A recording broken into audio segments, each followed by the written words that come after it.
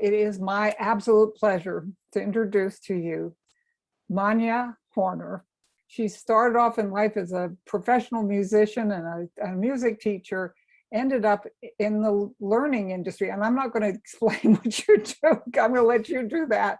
But it's all connected. But the thing that's most interesting to me is that you ended up leaving what most people would consider a very nice corporate career.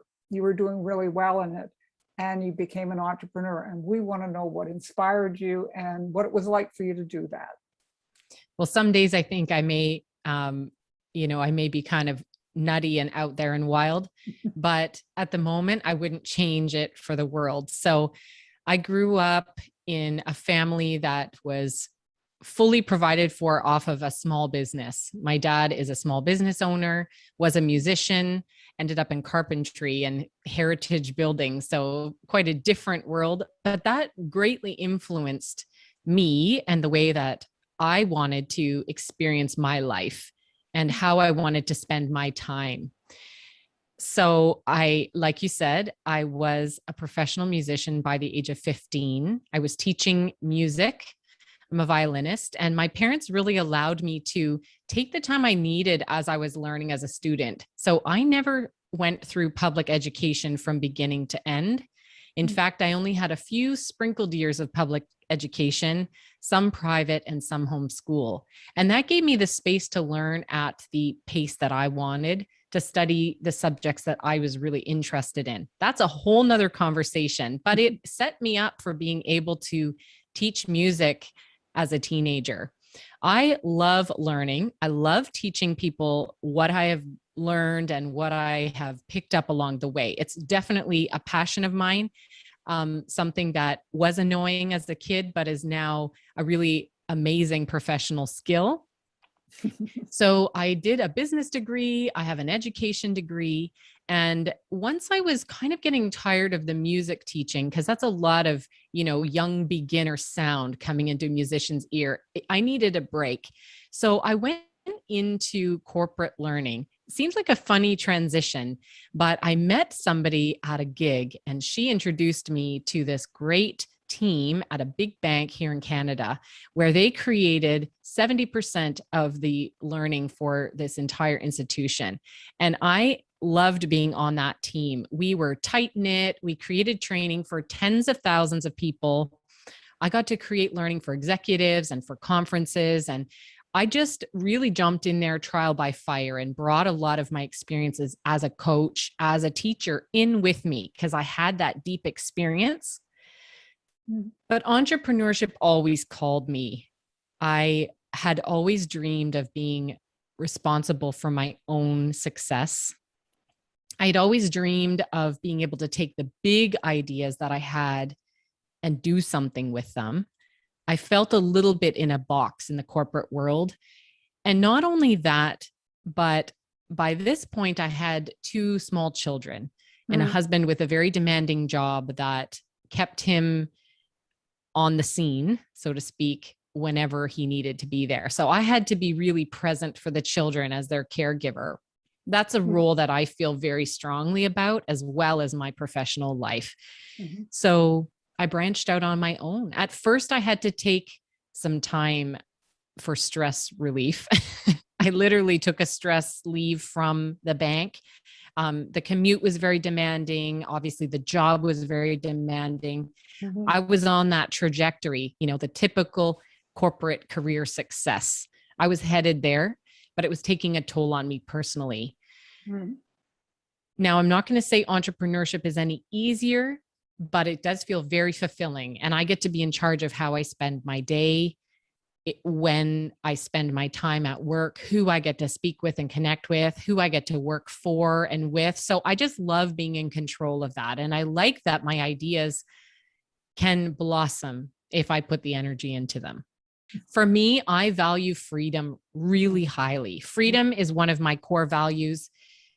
Quality is also one of my core values, and integrity. And I need to be able to be myself. Yeah. And I can't really have the confines of, you can't talk to that person because they're, a such and such VP or they're a C level. And that's very much the culture in the corporate world where I was at. Perhaps it is because I am a millennial. So, I felt really entitled to talk to whoever I wanted, but that constraint weighed heavily on me. I like the idea of being able to achieve whatever was possible for me within my creativity and my ability to work hard. So talk to me, and really to other women who are looking Mhm. at making that leap. If you could give that person you advice, what would be a couple of things that you would advise that worked for you or didn't work for you? Yeah, it would probably be to transition a little bit less abruptly. I never had that period of time where I had saved up this chunk, to get me through 8, 9, 12 months of my new startup. Mhm. I had made some investments that were helpful. I bought some real estate and things before I left my corporate job. So that was, some additional revenue streams. But probably the biggest stressor is having to get straight in with financing your new business. Mhm. And, it feels so practical and boring, but I think I would probably have saved up and prepared myself financially for this adjustment. So I didn't feel under such a time constraint to like quickly make money so I could keep living in a brand new baby business, because that's a little bit unrealistic. The other thing I would advise women is if you have a great idea, start vetting it immediately. So don't hold it under your hat and wait until it feels perfect and it's all presented. Start getting into the root of your target market's problem immediately and start pre-selling it. Start getting it out there and seeing what the response is, because you can waste a fair bit of time perfecting something and polishing something that nobody wants, So it's or that almost you like, assumed yeah. is solving a need.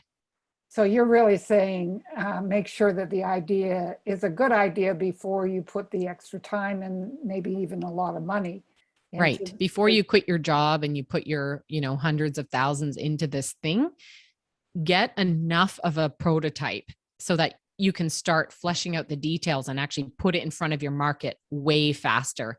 And that was something that I have learned the hard way. Initially, I thought my idea is great. It's going to work well for everybody. And I'm the kind of person who kind of protects my ideas and my thoughts. I'm not as good as at informing people of what I'm up to. So 3 months later, it's like perfect in my mind and nobody knows I've even thought about it. So if you're that type of a person, it's a great idea to put it out there and see what people are saying and what they're responding to. Excuse me. The second piece of advice would be to, especially for women, is to not be afraid or to not shy away from getting actual investment. So we are very hesitant as women and we're very underrepresented in the venture capital space. Men, if they have a great idea, they go out and they find, $5 million to fund this thing. Women are like, I can bootstrap it. And they like have a bake sale and a yard sale and they like scrape together this money to like start this business, and often aren't paying themselves for a long time. And I've done this too, which is why I can speak from experience. I think I would have recognized that my idea is valuable enough to go seek investment. And why should we not be part of that crowd? Yeah, that's an interesting point because, I think it's a combination of things of being questioning their ideas, but also just not knowing how to do it. Where do you go? Now, it may have been different for you because you came from the banking industry, but, for a lot of people, they wouldn't even know where to start. But that's something to learn. That would be valuable. I think these are questions to ask yourself initially is, where am I going to get money for this? Is my idea any good? And what is the real problem I'm solving for people? Because, you can have an idea, but if people don't know they have the problem, you have a real uphill battle trying to alert the market to the fact that they have a problem.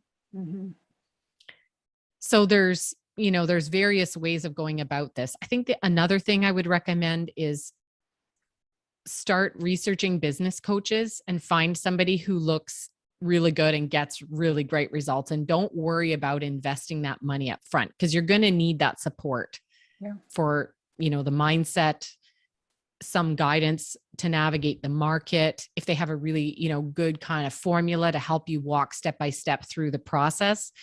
I think we often approach entrepreneurship or small business ownership as something that like, I just need to figure all these things out. Mm-hmm.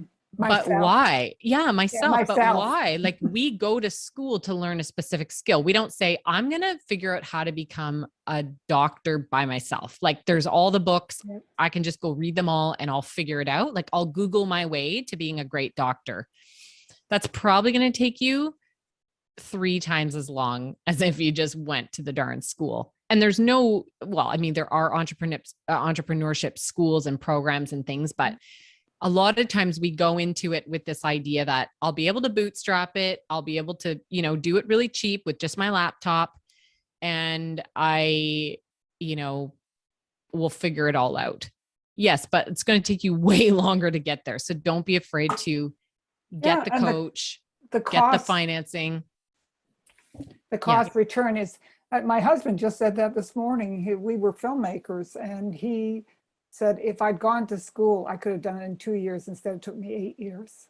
Yeah. So it's the time factor that we're missing, but that's great advice. And it's what I do. So I appreciate you having said that. Right. Because there's a lot of fancy looking programs that aren't effective. And that's kind of why I'm doing what I'm doing now. Well, that's a great segue. So let's talk about what you're doing now. How do you help an entrepreneur, and who are you? Who are your best clients? Who are you helping at this point? Right. So once I left corporate, I spent time freelancing as an instructional designer. It's now kind of more excitingly called a learning experience designer. They're sort of 2 similar terms for people who create learning and learning strategy. Mm-hmm. But in the past year and a half, I have been supporting entrepreneurs who create their own products that they sell, create their own learning products. So these are coaches, consultants, business owners who are selling learning or some sort of transformation for their clients. And what I do is I help them think like a learning experience designer. So I bring my experience, my model, my method, and a lot of my resources, my templates and questions. And I support entrepreneurs so that they can make sure the program they're creating or their offer is actually getting results for clients. And it's really implementing adult learning principles and bringing in some of the theory that I have gathered over 20 years, delivering learning and teaching. So I support entrepreneurs with this way of thinking, and I have some different ways of working together, some services and courses and masterminds. But it's really great because I love supporting coaches, especially. They have a huge role to play in the lives of others. Yeah. And if they have great marketing efforts, but their offer is lackluster, it's very disappointing for the clients because often they're paying a pretty good sum to work with that coach.